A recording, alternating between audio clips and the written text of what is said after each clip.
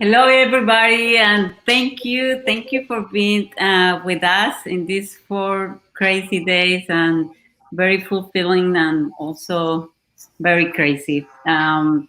We did this virtual edition of Corto Circuito Latino Short Fest because we wanted to keep.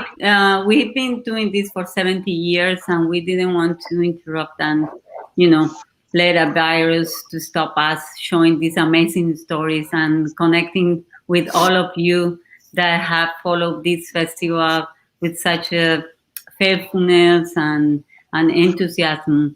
So that's why we wanted to keep going, and I want to say thank you to all the filmmakers and all our friends and the people that were behind this festival, behind the scenes.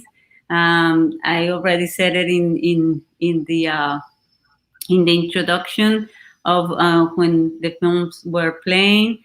But again, thank you, Laura, and all the Cortocircuito team behind this project. You, Samantha, Erica, Dario, Maria Sarela, Dairine, Melina. So thank you. And I would like also to say that for us, this closing night is always important because we celebrate the talent of the Latinos in U.S.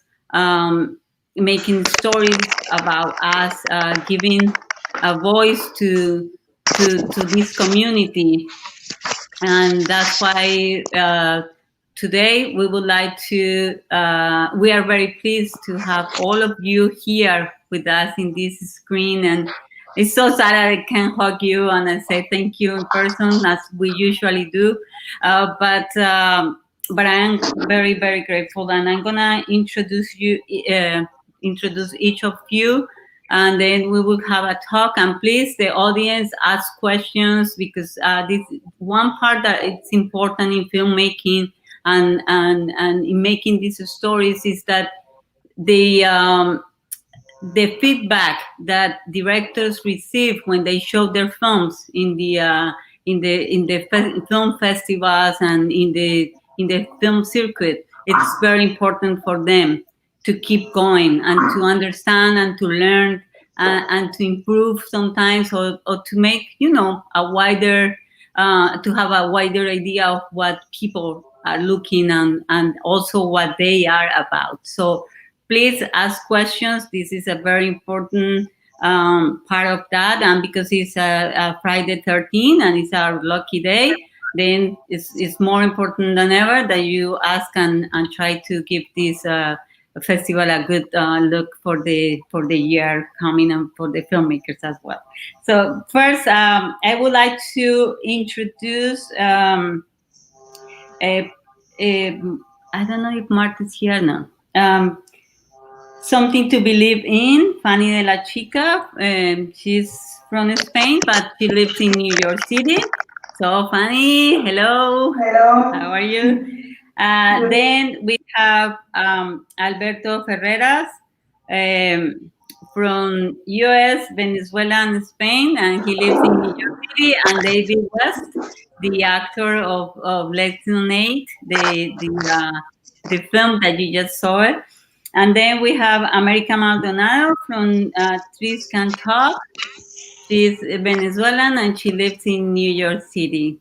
So thank you. And then we have Carla Francesca, the director of Slayers of a Baker. She's Dominican and she lives in New York City. And then we have Claudia Kiwa from Hogar Amargo Hogar. She's Colombian and she lives in New York City. So thank you so much, all of you, to be. I'm sorry. Sorry, Rafi. You are my. That I have a list here and you were in the. So sorry. And then we have Rafi Mercado, director of Que Dé a la Orilla. He is from Puerto Rico, a New Yorker for many years, and now lives in Dominican Republic, and a great friend of this festival, mine. Thank you. So sorry, Rafi. And now I would like to start with this question. Then I'm gonna ask each of you a question about the film, and then please the audience ask questions. And the first one is that for America and the trees can talk. Um, what was the idea of connecting kids? They always say that it's very hard to work with kids, and especially in a topic like this, and engage them and make them look natural in the way that you are not conducting them to say things. And this character that you found, this person that you found, and I would like to tell me about that. Yeah, thank you for the question. Yeah, two of those three kids are mine. Amado and Fanta are my kids, and it's been a year or two ago that I started paying attention of what they were, curious about, and I felt like there were so many moments that I was missing. And as a filmmaker, I feel like I needed somehow to preserve, this time of their lives. So we started just playing. I feel like for our story, it's a web series that, it's very natural and we don't have anything planned. I think the successful of having them come in as they are is just making it very playful. I usually tell them, for example, in our movie, Trees Can Talk, I invited this friend that he has a foundation and he comes from Honduras and he has all this project going on where they preserve trees and he has a whole it's a whole connection in there, and we're inviting him to come to the forest and just go on an adventure. And I just try to guide them very minimum, and just I'm trying to have them being themselves. And I tell my kids, and we invite another friend of ours, Christopher, just to come to an adventure, and we don't know where we're gonna go and what's gonna happen, and we're just gonna go and see what's out there in the forest. So I think having that playfulness is it helped the kids and me to kind of be with the flow. And the first cut of that film, it was over 10 minutes, and it was a little too long because I needed to tighten it up more, and I want other kids to see that film. So it was my idea to always make this series like no more than 5 minutes, because the focus of the kids are, it's we lose them really quick. So it's very free flowing. So I think that's the successful of having this project being just very playful and see what's out there. And documentary is the perfect path for this idea. So It's true. Thank you, thank you. And now Fanny de la Chica, who is, is in Spain. It's almost she's 2 a.m. in the morning. So thank you for being here and making the time to be with us. And tell Yeah. me, Fanny, about something to believe in.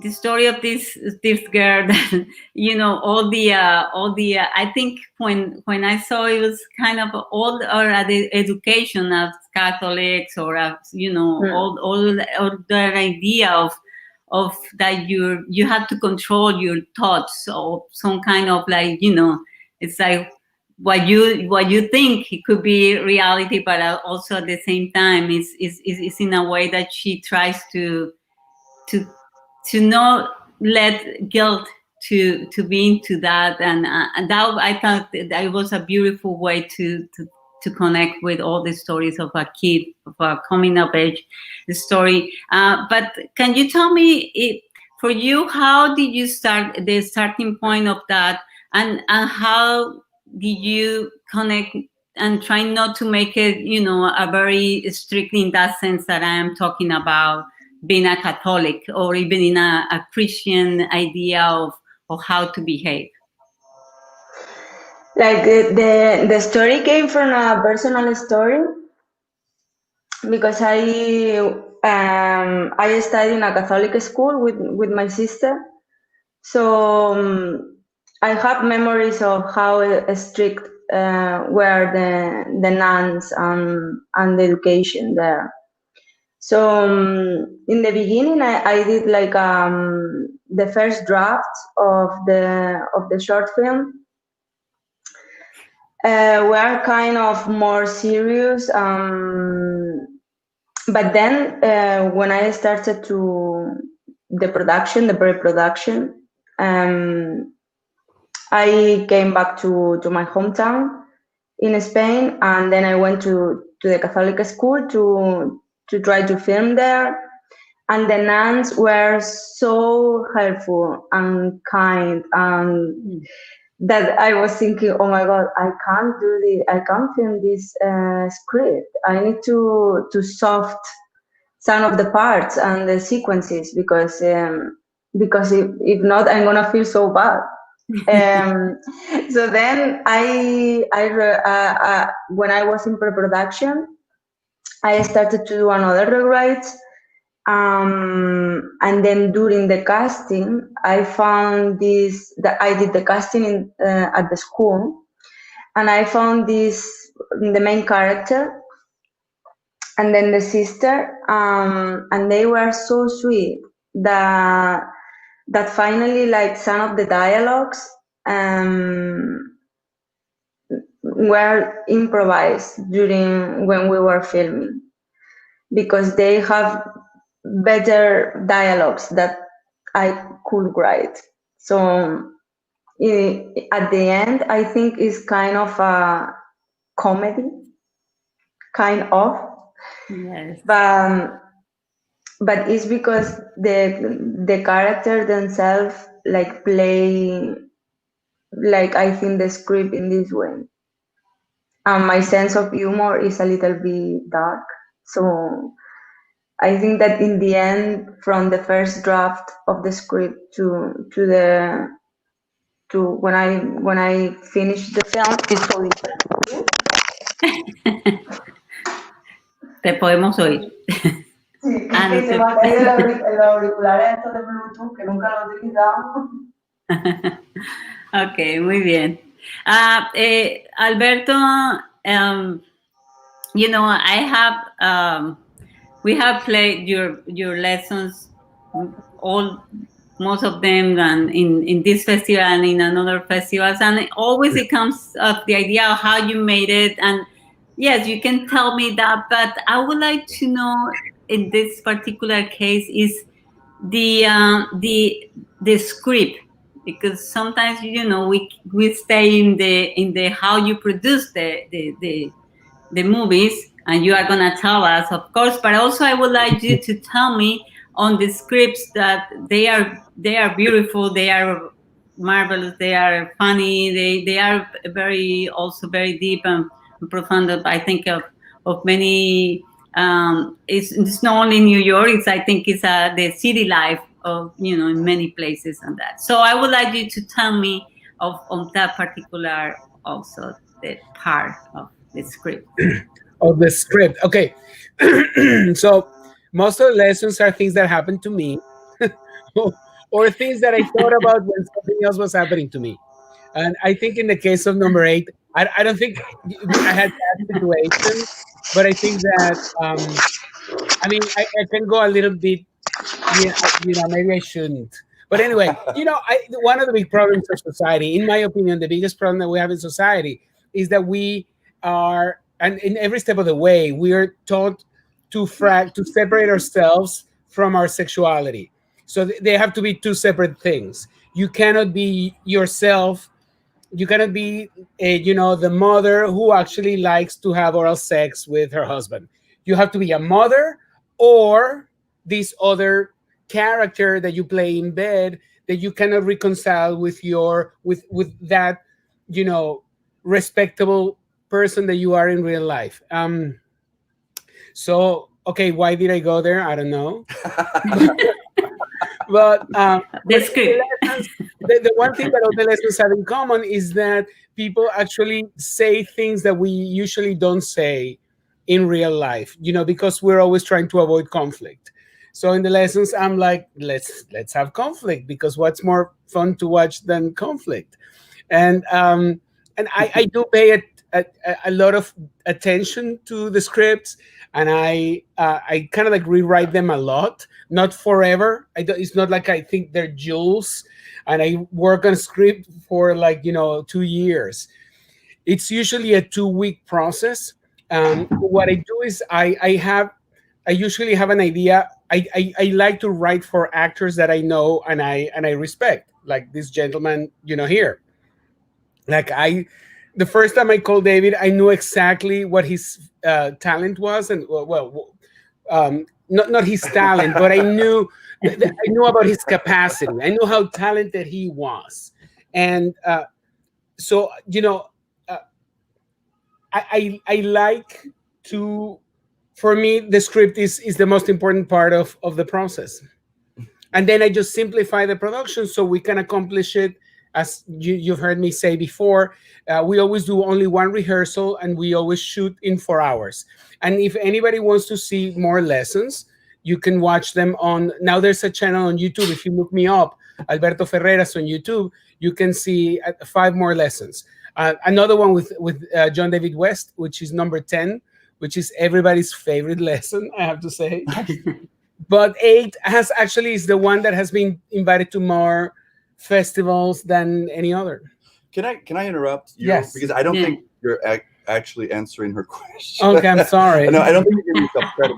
The thing with your scripts is that they're very tight, succinct, and economical. And they have this twist at the end, and it's all within 5 minutes.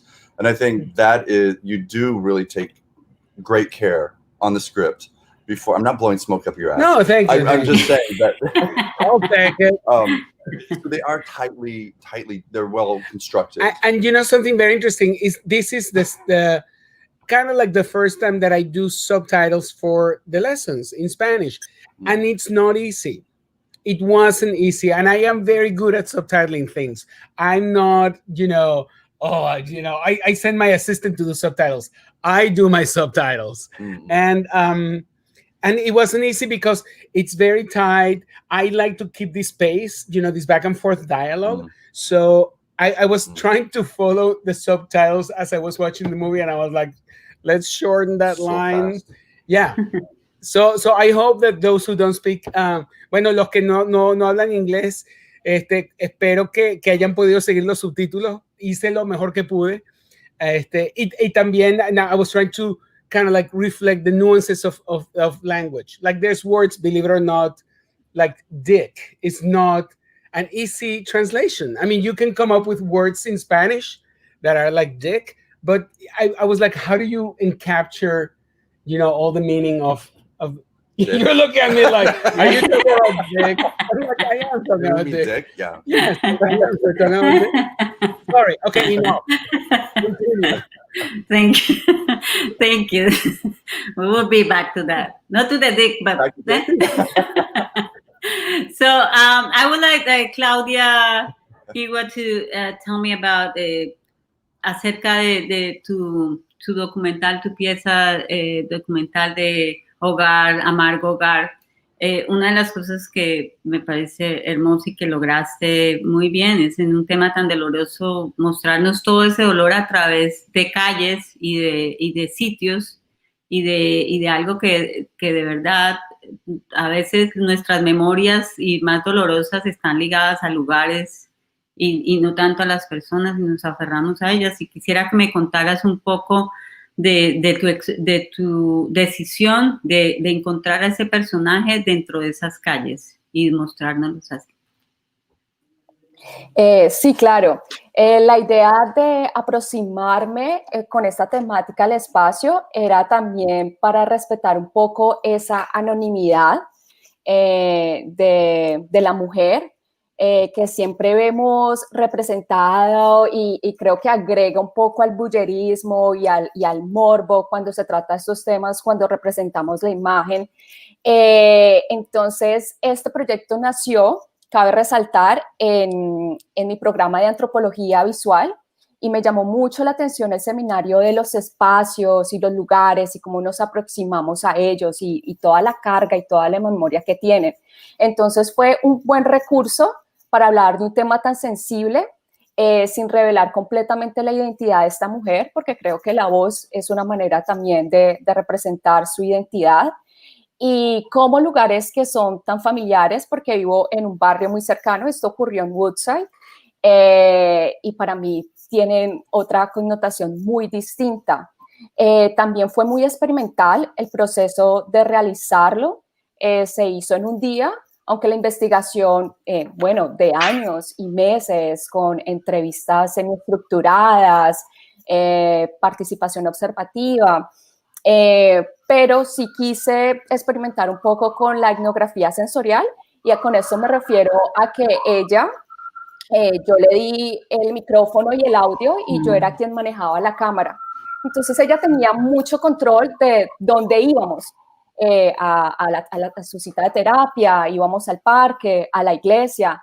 Y esto fue muy revelador porque me ayudó a entender cómo la participante conceptualiza su environment, ¿no? Sus alrededores, y también cómo le ayudaba a articular todas estas memorias, tanto buenas como malas, de lo que ocurrieron, que creo que hubiera sido muy distinto la información que me hubiera dado si hubiera hecho esta entrevista en un estudio, en mi casa. Entonces fue muy interesante realizarlo así.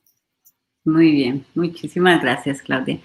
Rafi, querido, quisiera ahora, te tocó el turno, que me cuentes un poco de esta experiencia panamericana, Pan American experience, on how was to create this Quedé a la Orilla, because I know it was during the quarantine, and it's a very interesting process for a director to be in there and to create this story. So please. Ok. Entonces, empieza la pandemia, empieza la cuarentena. Yo mayormente soy diseñador de producción. He dirigido varias películas, pero mayormente me pongo en situación de diseño de producción ya desde hace mucho tiempo, con la vena que me pica para poder dirigir. Soy dominicana. Rafi, ¿en inglés? Yes, please. Yeah. Okay. Okay, sure. Okay, so I'm mostly a production designer, also a director.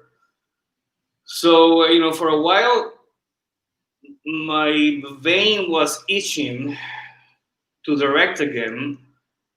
And I had no idea that through this whole process of having to go back to Miami and to be with my family during the quarantine on the pandemic, suddenly I get a phone call to be asked to be a director of 40 directors of something called Secuelas de la Cuarentena, sequels of the quarantena, the quarantine.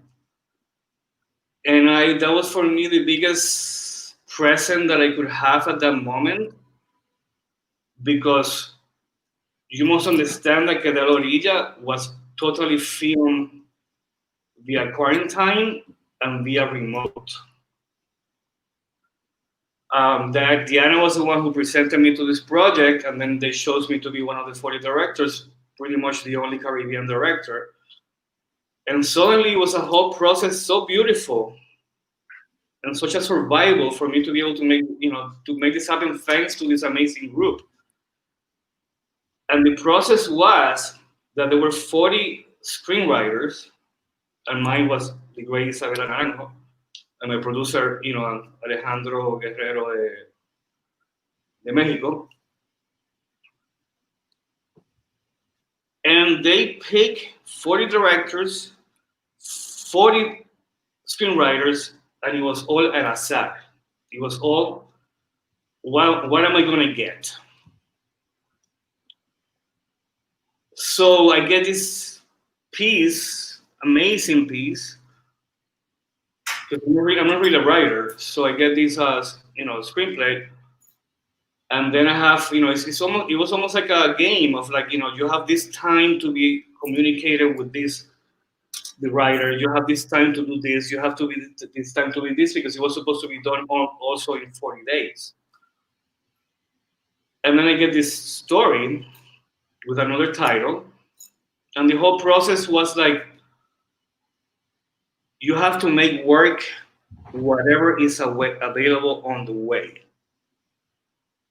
So I had my great meetings with Isabela, Alejandro was taking care of me in the process, and then suddenly I'm like, suddenly I'm with Dominican Republic, I'm with Mexico, I'm with Costa Rica, comparing the story, I'm with Los Angeles, I'm with New York. So I started to create with Alejandro this whole family of making this happen, and it was amazing to be able to direct finally through Yahel, the casting director, that she got us this amazing family in Costa Rica. So Puerto Rican director, Mexican producer costarricense también, Colombian screenwriter, and I'm directing from Miami this cast in Costa Rica via WhatsApp and via Zoom. So everything, and then my whole crew was mostly in Dominican Republic. My cousin Hero was doing the music in Los Angeles. Then suddenly Lenin, the sound designer, he's in Mexico. The colorist is in Mexico too. So let me tell you something. It is a beautiful way of doing new things, because we have to get to this new way of making movies because of this whole COVID situation. But mostly of all this, I met this actress, Arabella, and she made this whole thing come alive.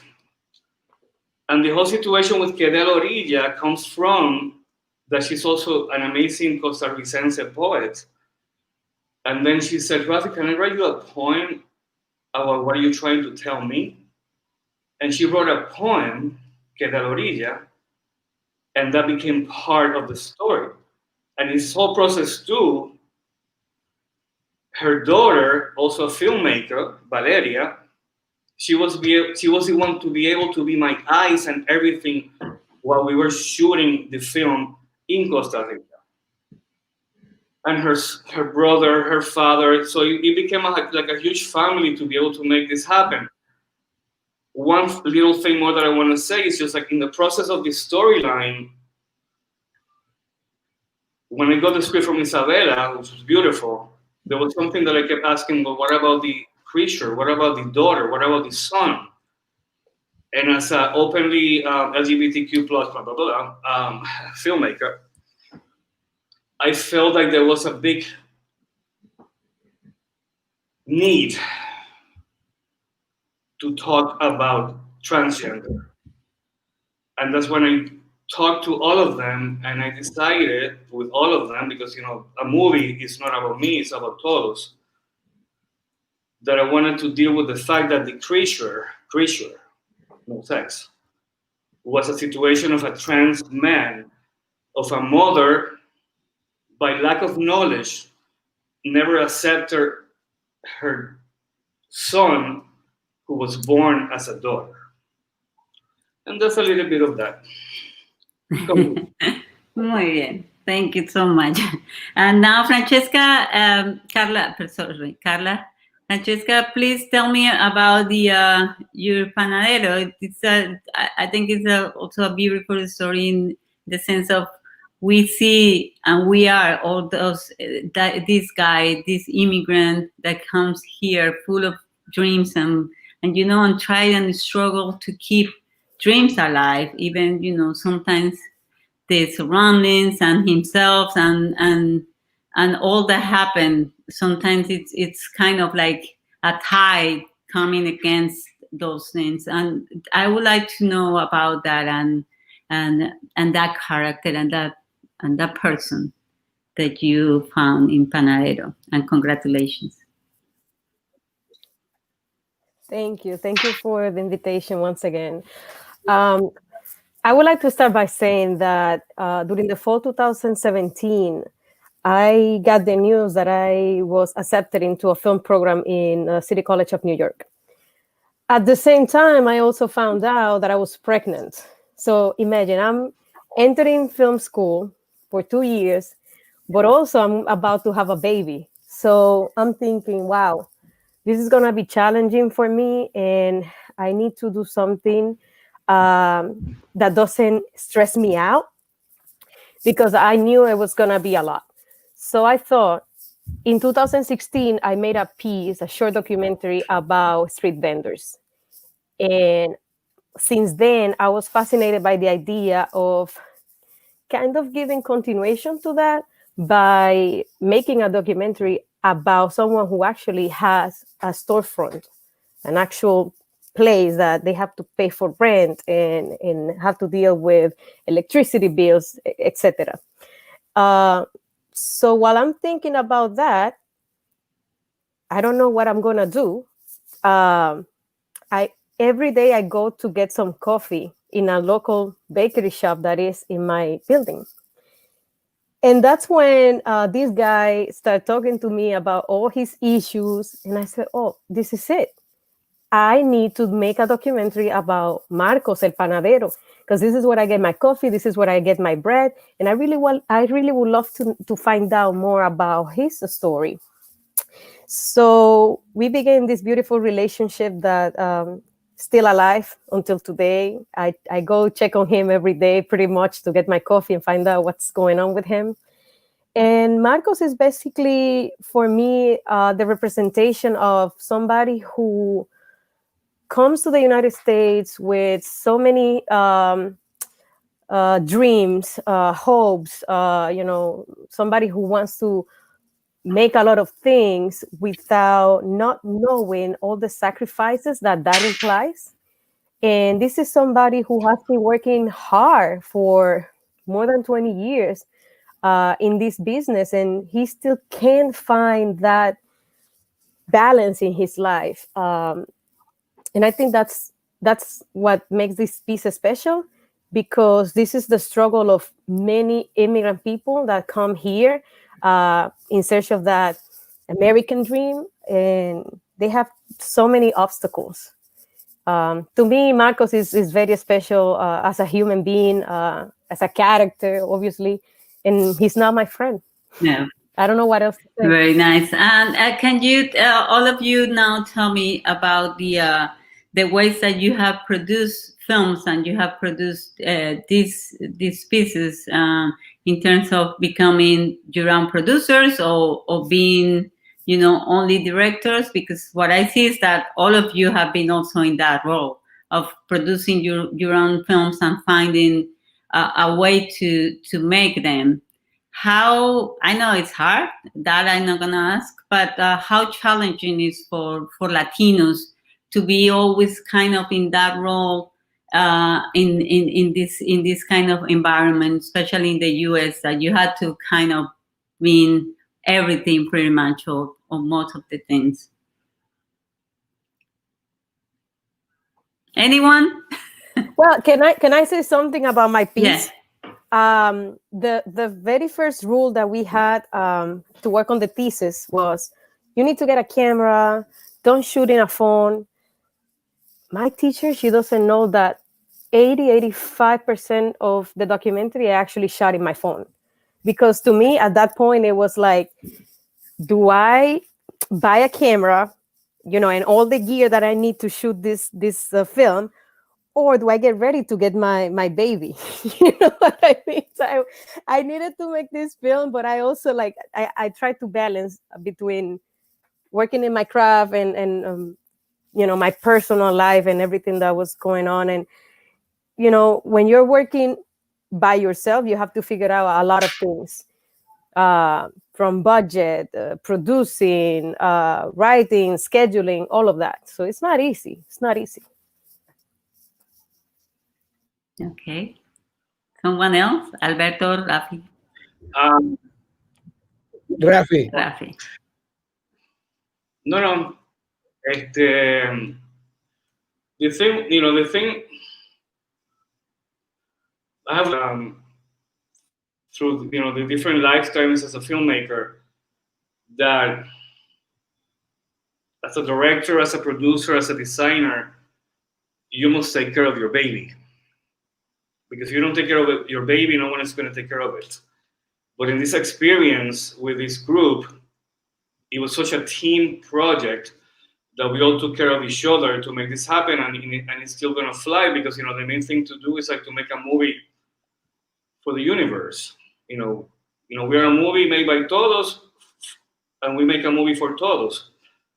But from that aspect of, I would love to be more of a producer too, because sometimes in just regular movies, a director sometimes becomes just a director. And I recommend for many directors, and especially like independent filmmakers out there, that always take care of your ass, because if not, the producer will take over you and it will kick your ass. But the director, he's just one person in that whole team, but just beware of that situation.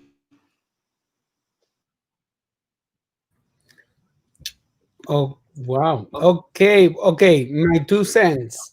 Pero I'm not sure. Just want to make sure that I get the question is ¿por qué es más difícil cuando eres un cineasta independiente latino? Yes. ¿Cierto? Yeah, and Cierto. why is like that? Okay. Like we are always in that path.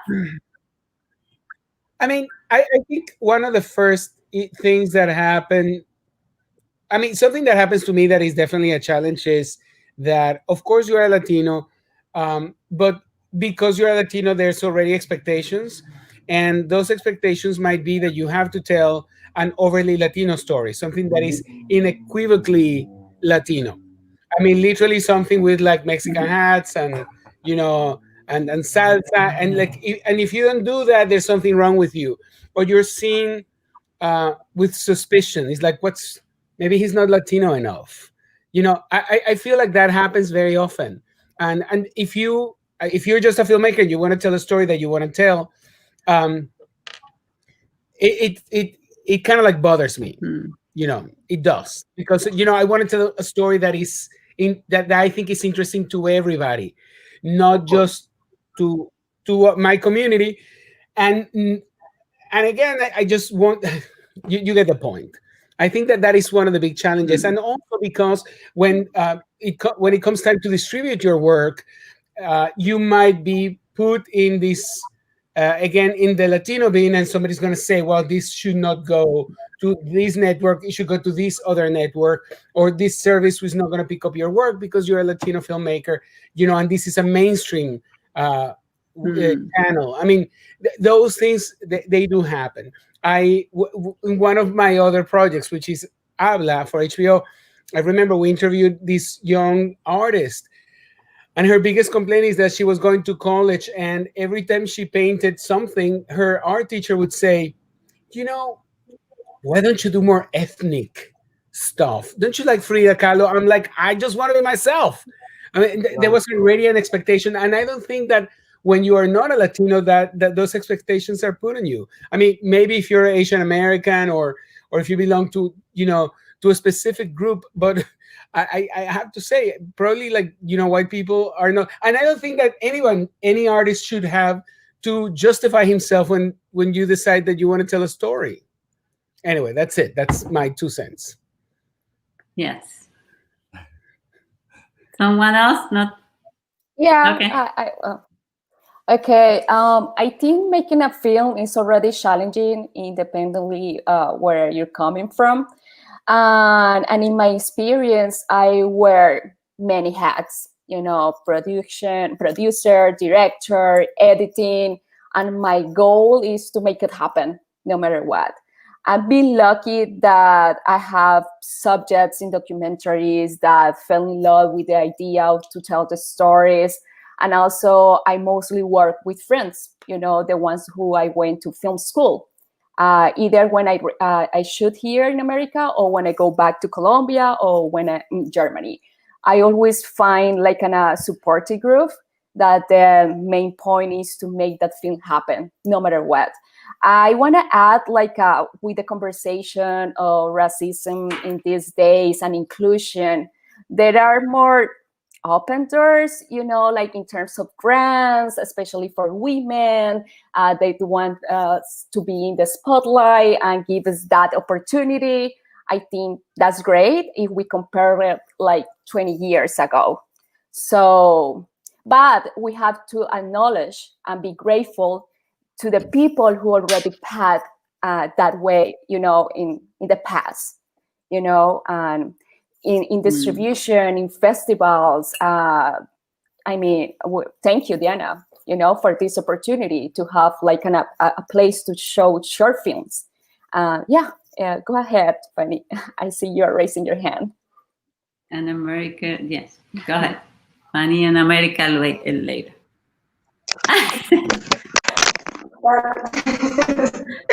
That for me, I mean, my opinion, I think it's more challenge to be a woman than to be a Latina.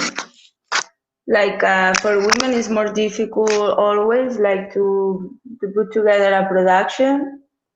And when you are in a team and you are working with men in your team, sometimes it's hard to like just that the people follow what you need to say, like with the DOP, with the producer. So normally men trying to impose their opinions and their artistic approach.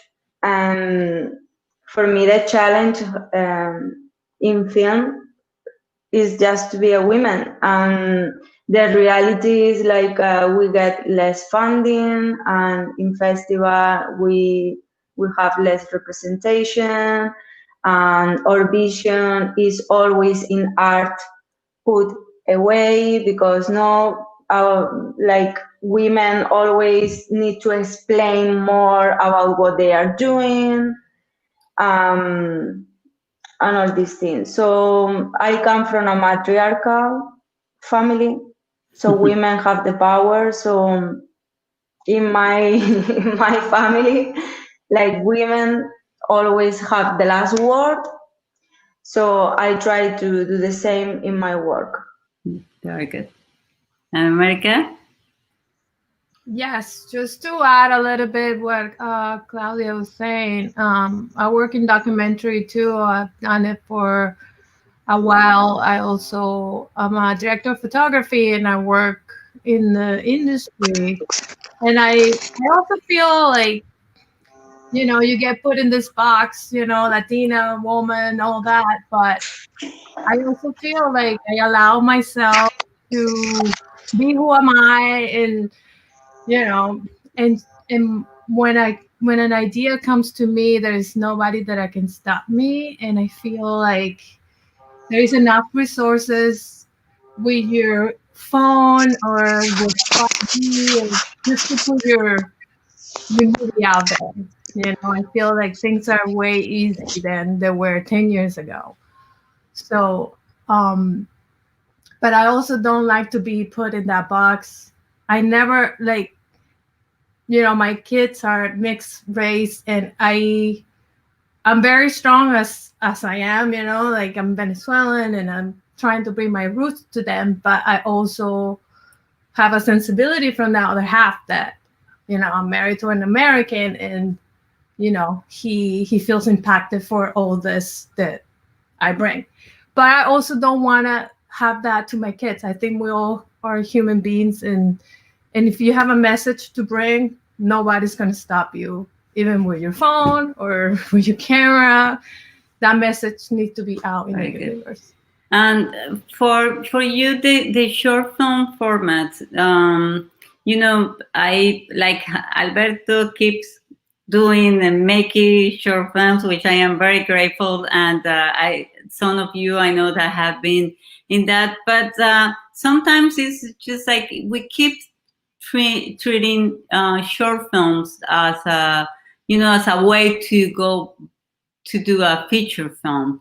Do you have an opinion about that? Do you think that you would like to keep doing short films forever, or just because it takes a lot of time and a lot of pressure, and sometimes maybe it's less rewarding in terms of economic or I don't know, on exposure, and sometimes it's difficult to put it out there, so you give up. Or any idea of what you think about the short films and what the stories that you are making and why they are important? It depends on the story. It depends on how a story can be from 1 minute to 60 hours. It depends on the story that you want to tell. Right now with the series, for example, it's a great way of telling stories that they were not able to be put only in 90 minutes. So it really depends as a creator which way you want to take the story to and how long you want to make it work to tell the story. Because something can come up like this. It depends really on the story, I believe.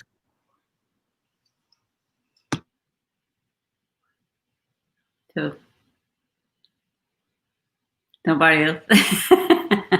But it is. It is what it is. I guess we agree with that. Okay. We agree with Yes. Rafi. It's like some stories deserve to be shorter. Yes, than I others, understand or that. longer No, than I others. understand that. I understand that a story has its own rhythm. That I understand. But what I'm saying is, for you, it's kind of like short films are. Sometimes you do them in a certain way because you are in school, or because you have certain a moment of time that you can do that, but no as a way to for people. And that's why sometimes with cortocircuito in the beginning, and now that we are in this platform, it's interesting to see how far people are from short films, how the audience is not used to it. Despite YouTube, despite that you can find a lot of content there, but the idea of a short film as a piece that you can put in the same level as a feature film is not out there. So that's why it was my question. No, about how you feel the story, because that I understand. You mean like doing a short film as a platform? Yes, also as a create a way of professionally. For me, the one thing what I like the most about short films is that you can just make them, and you might not need. I never ask for financing. Like my movie's good or bad, they came out of my pocket, so you can tell that I had work when I'm producing short films, because that means I made some money that year. It's like, I'm burning it in short films. But for me, the beautiful thing about I think, and this is a personal trauma. Absolutely, it's just me. It doesn't have to be anybody else's story. But I just I can't imagine spending 5 years, 10 years, 25 years working on one project to then having it premiered and nothing happened to it. And it happens, and I'm saying that because I've been involved in long-term projects. Oh, that movie that now I'm finally gonna make it, and then you didn't make it, or you actually made it and it sucked for whatever reason. Maybe it wasn't your fault. Maybe it premiered at the same time. It's like, oh, we're premiering Monday, and they premiered Titanic on the same day, and nobody notices your movie. I think I've liked so many movies that suffered that fate. Like, one of my favorite films is Phantom of the Paradise, the Brian De Palma movie. Nobody knows it. Well, some people do. Thank you. But for a lot of people, it's like, what? They don't even know what movie was that, because apparently it premiered with Jaws on the same week. So nobody went to see Phantom of the Paradise. So there's many things. I feel like the beauty of making a short, big or small, is that it just takes hopefully a few weeks, and you said something, whatever you felt like you needed to share, you share that. It is out there. Maybe it will go far, maybe it won't go far. You learn something in the process, but it's done. For me, I guess the painful part is to feel like, as an artist, if I call myself an artist, I'm holding back something that I desperately want to share. That is a feeling I hate, and that's why I love short films, because it allows me to tell the audience, this is what I think about relationships. This is what I think about mother and daughter, love or hate, or anyway, that's my 2 cents. Can I say something about that too? We also need to consider the time that we're living in. For me, it's more difficult to sit to find a movie to watch that it's gonna be 2 hours 30 minutes, or then 15 minutes of a short film. I would probably go and watch that 15-minute short film, and I'm gonna feel like fulfilled, like, oh, I watched this movie. You know what I mean? Because right now we're living in a time where everything is so fast. We see it every day in social media. So there is an audience for that specific kind of films. I enjoy my 2 hours, 3 hours movies, but I also enjoy a lot watching many films at the same time. In 1 hour, I can watch 10 films, and every film is different, and that is so amazing to me. I'm with Alberto in that sense. It's really rewarding. I agree with that, with Carla and Alberto. Once for the freedom that the short film gave it to you, and also especially this year, like when there is an overwhelming, amount of content, in internet, and we can watch many films because we are super viewers. We have been training for that. But not many people. The span of attention is very short, especially with the new generations. So I think it's a format that is taken relevant, I will say, more than before. Very good. Yes. The other questions. The other day, I was interviewing some actresses, the Latina actresses, and they said that sometimes in the industry, that Latino, like, whereas in the Black community, the idea of everybody together and helping each other exists, and that's why at this moment, making movies by Black filmmakers, actors, and it's kind of easier, or at least it has more, caution, or more help and support. With the Latino community, and especially with the Latino community in filmmaking, is harder, because they said, oh, that's what they said, and that's why I want your opinion.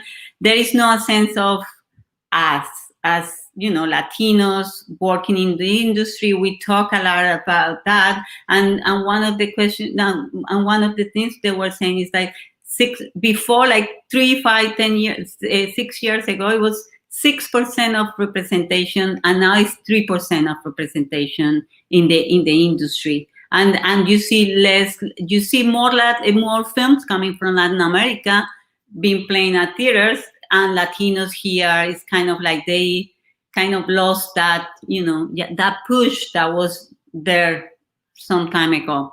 So I want to hear if it's that true for you, if you think that Latinos sometimes they find someone and they just keep working with that person or that group of person, and then they don't open to many Latinos, or I'm just talking rubbish.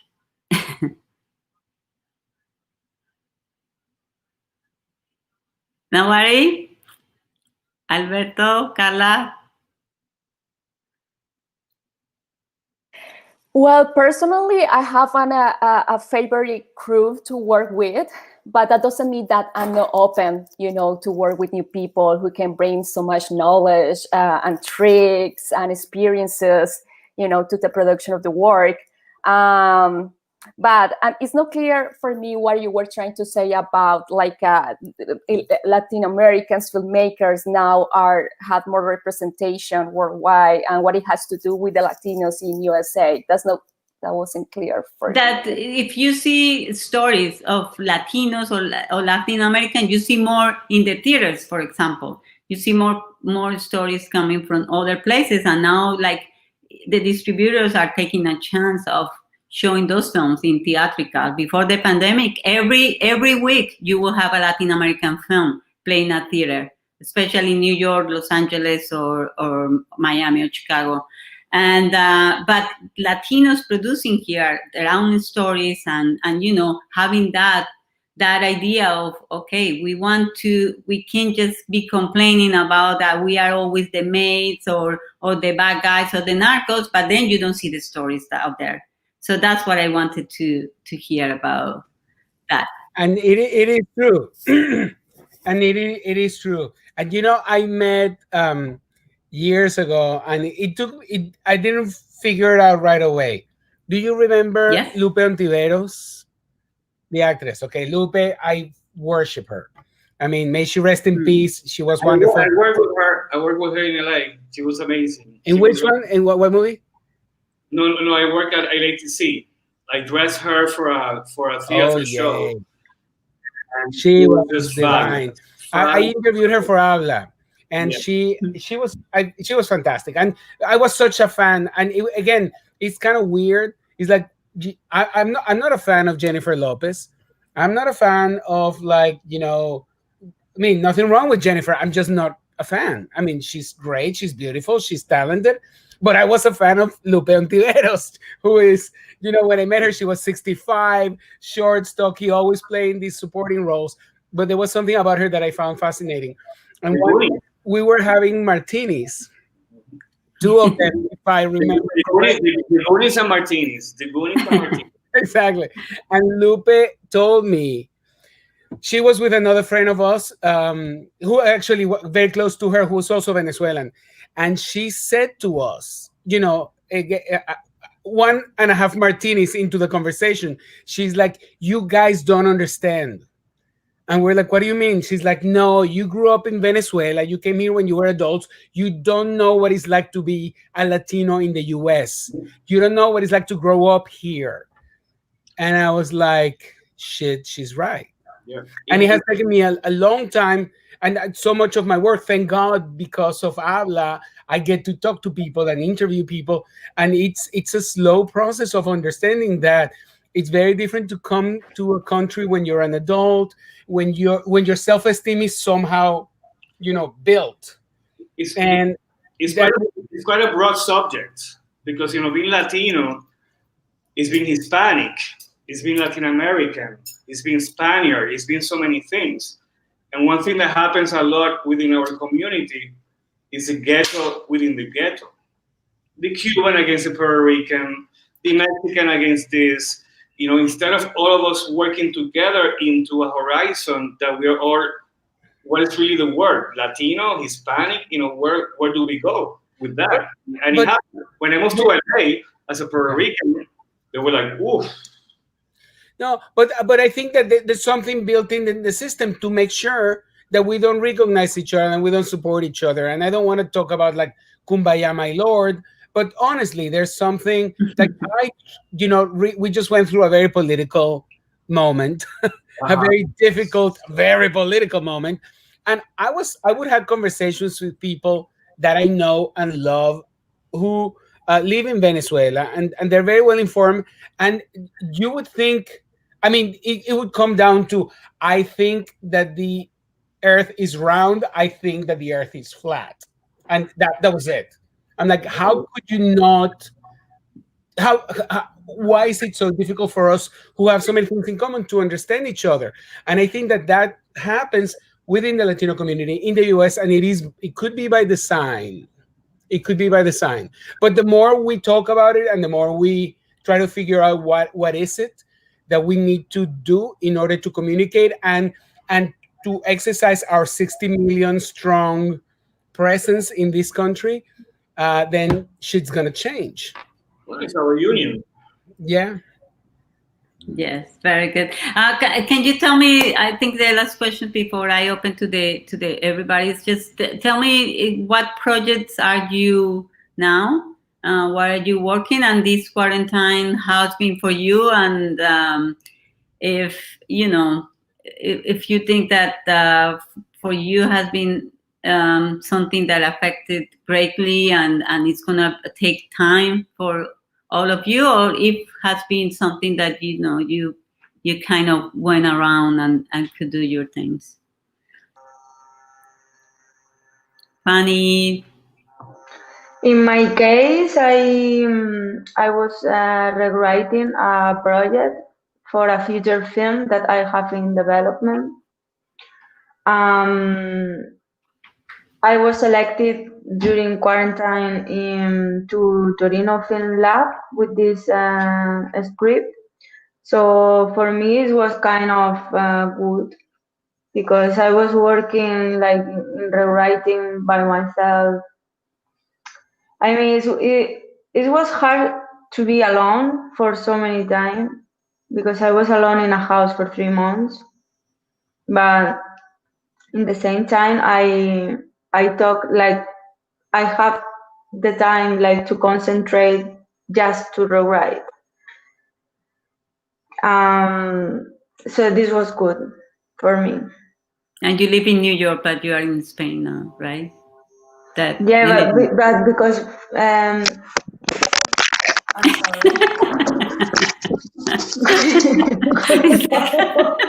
It's the first time I am using this. It's so late here, and I have people in the house that they are sleeping. So what happened is that I went to. The story is quite funny because I went to a festival, to the San Diego Latino Film Festival, and then so the coronavirus started, and I crossed the border to Mexico to eat tacos, yes, to Tijuana. And then when I'm going to come back the same day, they say, no, you can't come back. Like you have been in Europe in the last 14 days. And I say, but like my flight is from LA, and like I need to just go back. But they didn't allow me. So I stayed in Tijuana for 2 or 3 days with a family that I didn't know. And then I couldn't come that's back a to the story US. that you need to write. I couldn't come back to the US, so then I went to Spain, and I have been here. Actually, it's good to be here because to be in New York in an apartment, in a small apartment, no way. We are all in there. I have my own house here, like, and I don't know. It's different because if something happened to me, I have my family here. Okay. So Yeah. so yeah. I will talk. It's been so great. I was alone for 3 months as well. And in the beginning, thinking, what am I going to do? And so I have spent this whole time doing Zoom play online after Zoom play after Zoom play. I work with Theater for the New City here in New York City. And when everything shut down, theaters closed, I thought, what are we going to do? I mean, I'm not going to be able to do anything. And I said, let's put on a play on Zoom, whatever Zoom is. And so I thought, for a few weeks we'll do that. I did one with Alberto. He had a script. He altered it for the theater. That was like our second play. And I thought by July, it's done. I'll be done. But now I have plays booked at Theater for the New City until January the 14th. And I need more. So if you guys have something, let me know.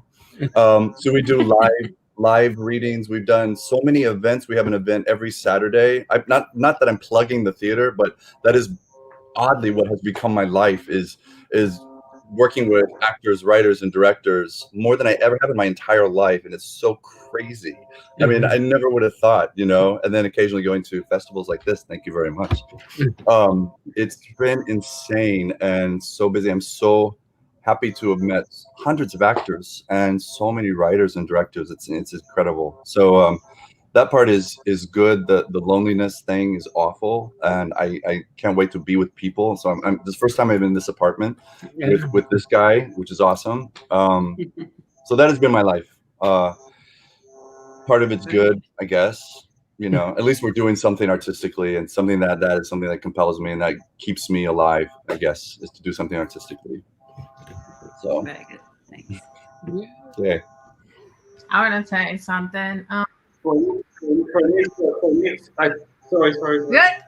Hi, America.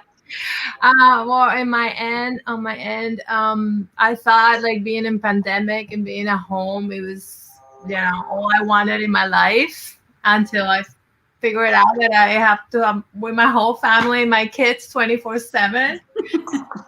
And that was pretty rough on my end, and I think it was pretty hard for them too, the first few months. And we actually I interviewed them about what was coronavirus and what was for them, and I cut two pieces out that I posted on Facebook, and that was filmed 4 months ago, and to see it, like, I didn't have the time, of course, to put it together.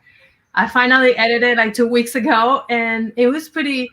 I mean, for me, this whole idea with the kids series is I feel kids are being diminished. We don't get to hear them. We always over talking, and telling them things and teaching them everything.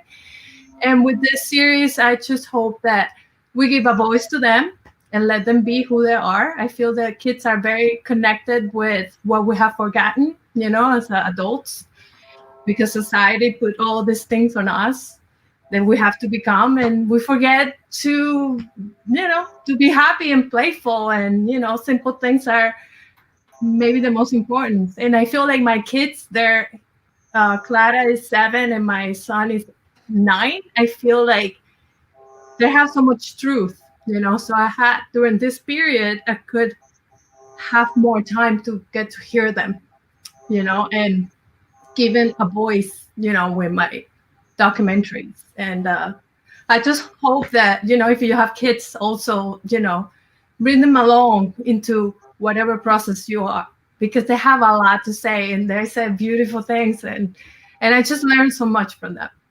So it wasn't more, I feel like going back 20 years ago, I was like, I want to be this documentarian and do these things, I want to say many things, but I feel like, wait, maybe I have to hear these little ones. It's more interesting to see what they're saying than maybe what I have to say. I don't know. I just want to put it out there. Very good. Thank you. Thank you, guys. Thank you. Thank you. And someone, Rafi, was going to say something? Well, it is quite lonely to be in this situation. But at the same time, I think we see the new ways of things that we didn't understand before, and we are understanding them better. And I think we learn about families and partners and all that. It's kind of weird to say that it's not that I was lucky, but the fact that I was able to do this short during this whole process maybe would have never happened before. So I have a positive side about the quarantine of me as a filmmaker.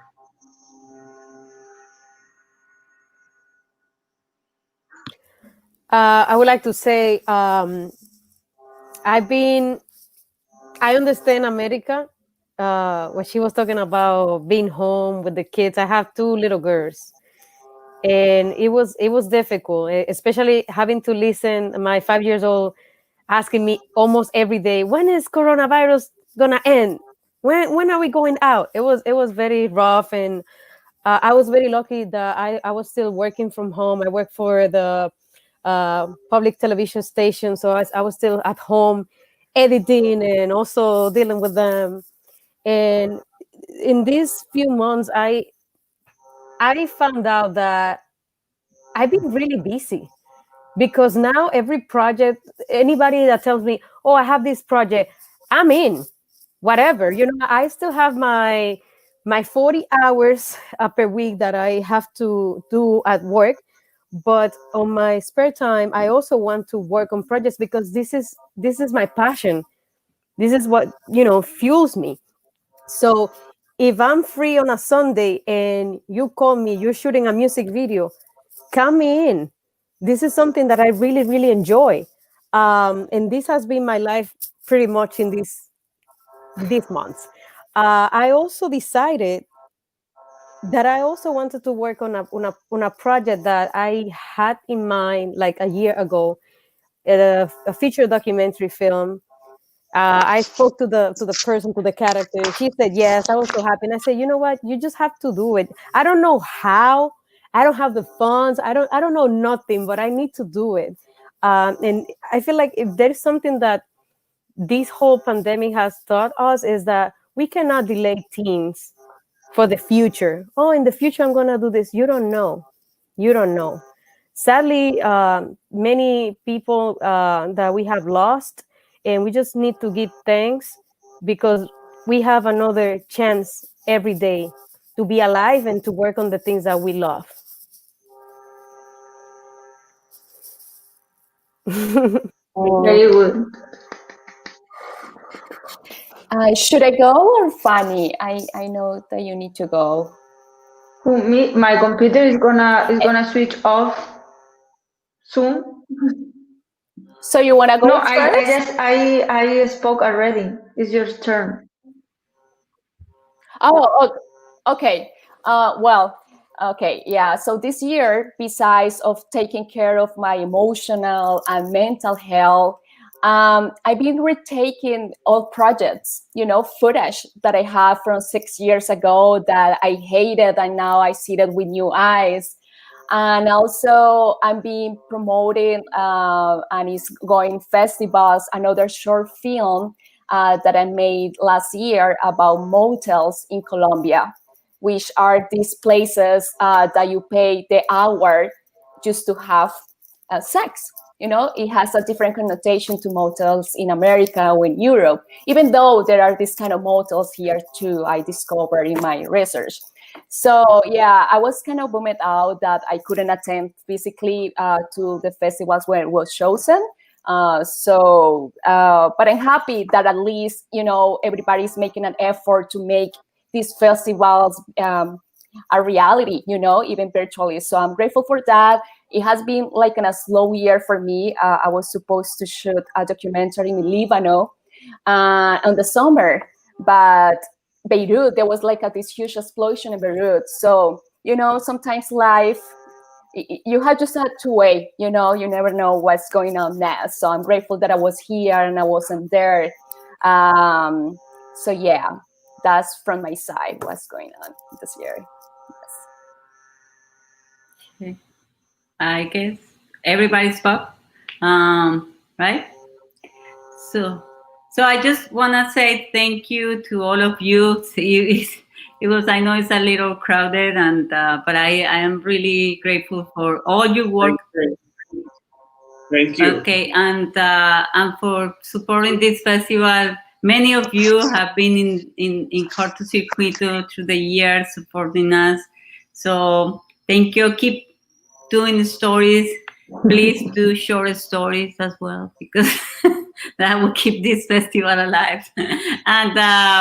And I see you next year, or I see you at the movies. That's one of the hardest things in this pandemic, is not to go to the movie and feel that beautiful place, dark, and just the screen right there in front of you. So I miss you so much, guys, and thank you everybody for having with us in Cortocircuito. Thank you so much. Bye. Thank you. Bye.